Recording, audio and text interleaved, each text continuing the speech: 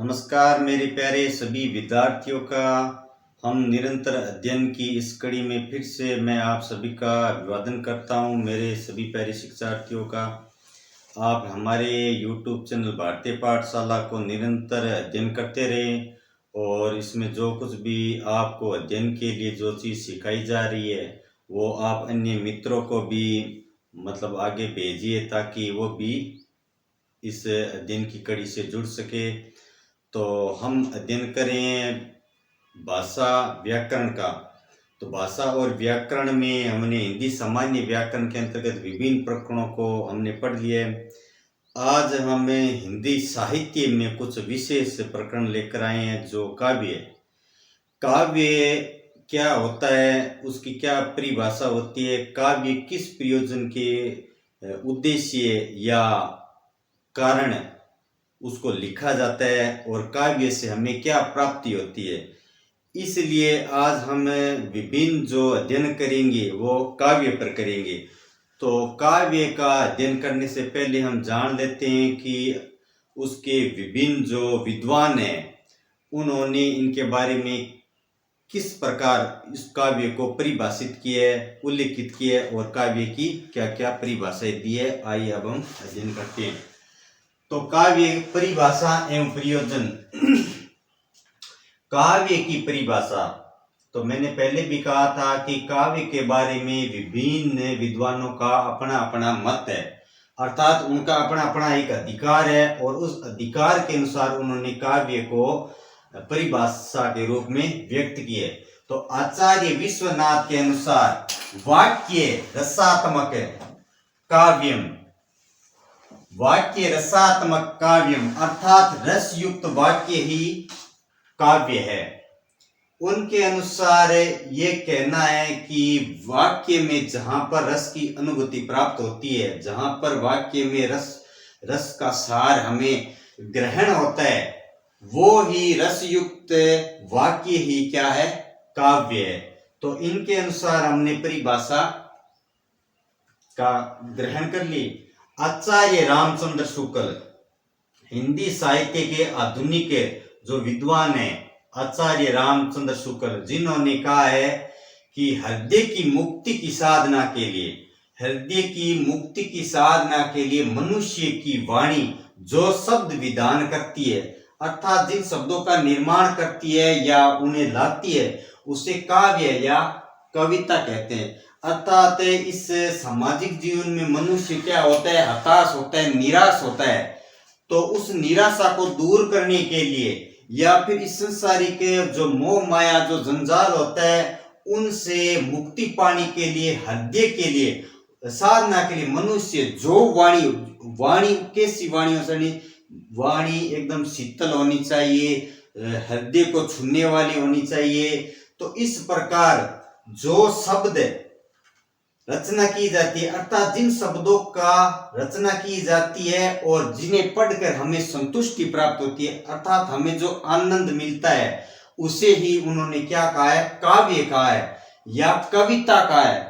इसका मुख्य उद्देश्य सार यही है कि जिनसे हमारे जो मुक्ति साधना, हमें हमारे इस संसारिक जीवन से मोक्ष प्राप्त होता है या उस मोक्ष प्राप्ति के लिए हमें ऐसे शब्द जो निराशा से दूर करने के लिए हमारे हृदय को क्या करते हैं, संतुष्टि प्रदान करते हैं। तो उनके अनुसार ये काव्य की परिभाषा है।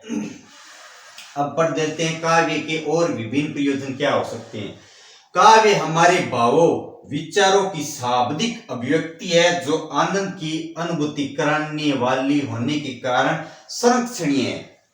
तो इनकी एक प्रयोजन और है, वो ये है कि हमारे अंदर जो भाव है, जो भाव उत्पन्न होते हैं, जो विचार उत्पन्न होते हैं, उन शब्दों को जब हम व्यक्त करते हैं तो व्यक्त करने के दौरान जो किसी को आनंद प्राप्त होता है या जिनको पढ़ने से किसी अर्थ की प्राप्ति होती है, यश की प्राप्ति होती है, मोक्ष काम आदि की जो प्राप्ति होती है, उन आनंद की, उन चीजों का जो आनंद की अनुभूति कराने वाले होने के कारण ये संरक्षणीय है, जिससे संरक्षण में अर्थात इसका एक सौदेश्य होता है। इसीलिए इनको काव्य को एक कला कहा गया है और उस कला का एक सौदेश्य होता है।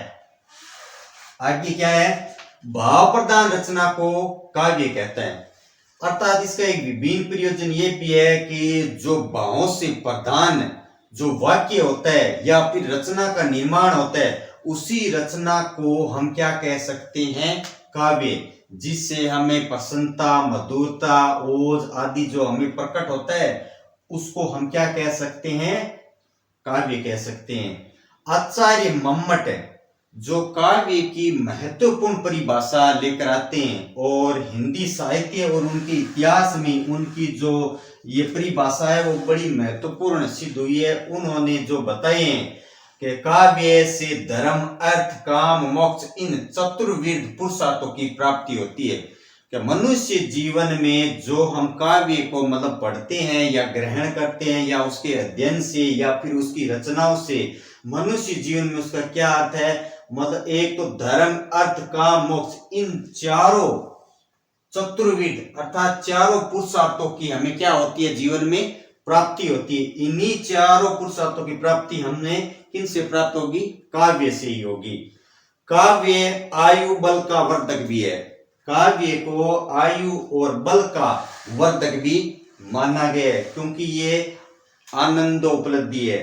तो किसी विद्वान ने मतलब आचार्य मम्मट ने भी कहा है कि काव्य है जो आनंद उपलब्धि है, अर्थात आनंद की जो उपलब्धि हमें करवाता है, जो जिन रसों की हमें जो प्राप्ति है वो काव्य से प्राप्त होती है, इसलिए काव्य आनंद उपलब्धि है। काव्य सहृदयों के हृदयों का भी आह्लादित करता है। काव्य एक ऐसा है जो हजारों व्यक्तियों को, हृदयों को आह्लादित अर्थात प्रसन्नचित्त, उनके जो निराशावादी जीवन है या जो निराश हताश हो चुके हैं जीवन में, उनको भी वो जीवन जीने के लिए आशावादी बना देता है। इसलिए काव्य सहृदयों के हृदयों का भी आह्लादित करता है। आचार्य भामा की एक महत्वपूर्ण परिभाषा है शब्दार्थ सहित काव्यम, अर्थात शब्दार्थ के सहित काव्य को ही काव्य कहा गया है। अब हम काव्य के बारे में जानते हैं, काव्य के किस प्रकार भेद माने जाते हैं वो हम अध्ययन करेंगे।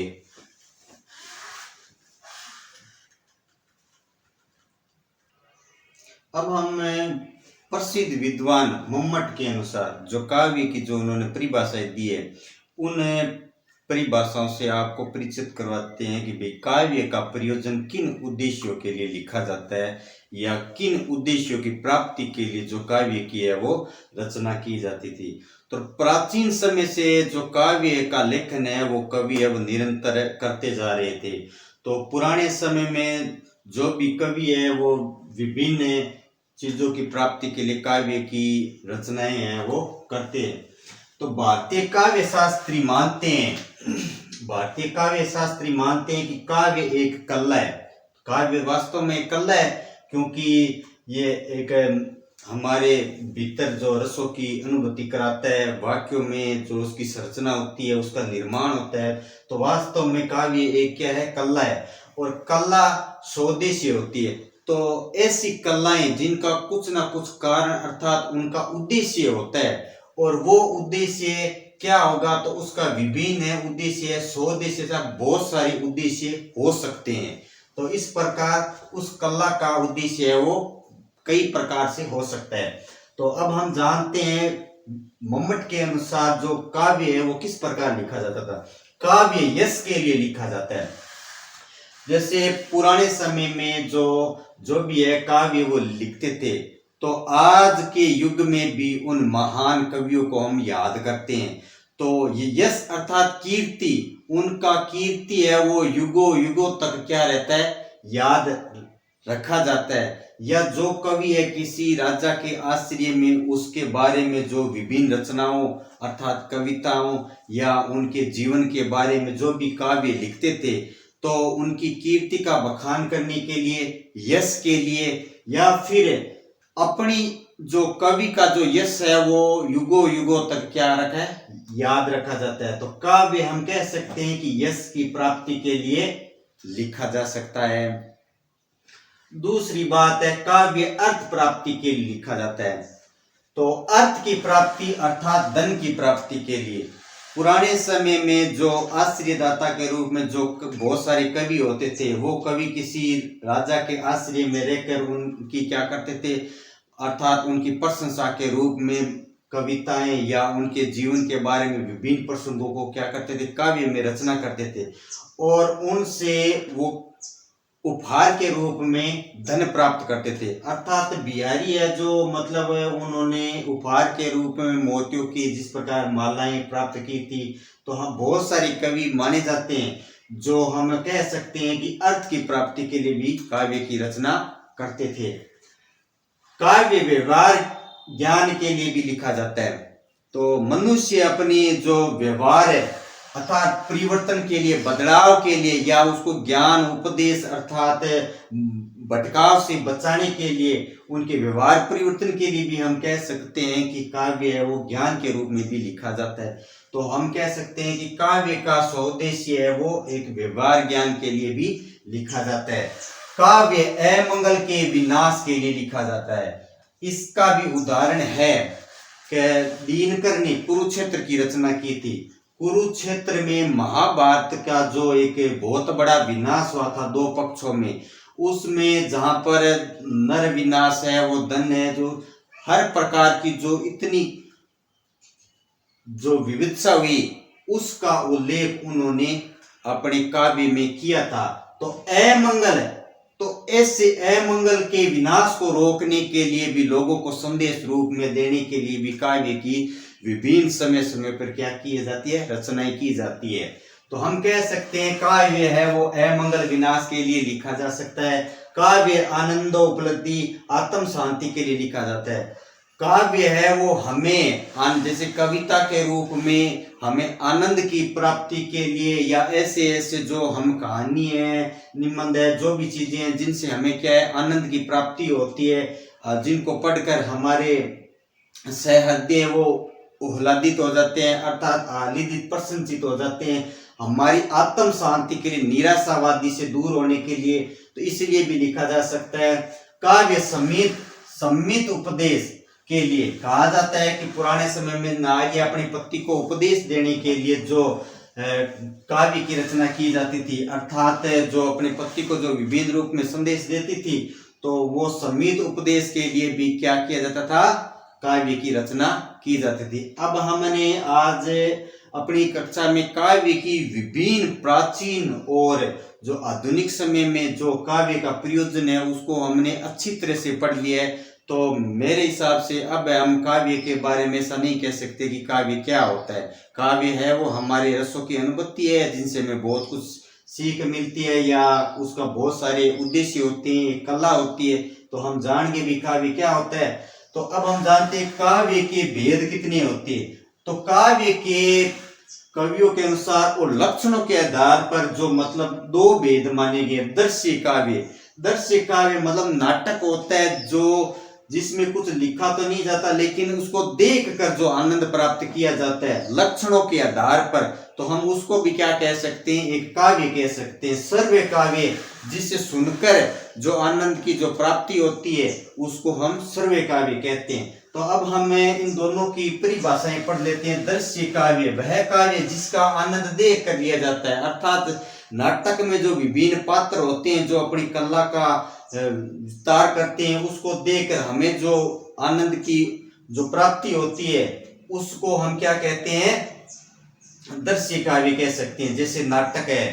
श्रव्य काव्य वह काव्य जिसका आनंद सुनकर लिया जाता है वह श्रव्य काव्य कहलाता है। जैसे कहानी को हम सुनकर, कहानी है, कविताएं ऐसे जिनको हम सुनकर क्या करते हैं, आनंद की प्राप्ति लेते हैं, तो ऐसे काव्य है वो श्रव्य काव्य कहलाते हैं। इस प्रकार हमने काव्य के भेद, काव्य के प्रयोजन, निमन का अध्ययन किया। आगे हम फिर काव्य की जो विभिन्न परिभाषाएं हैं, काव्य के गुण है, काव्य के दोष है, आने वाली विभिन्न क्लासों में इनका अध्ययन करेंगे।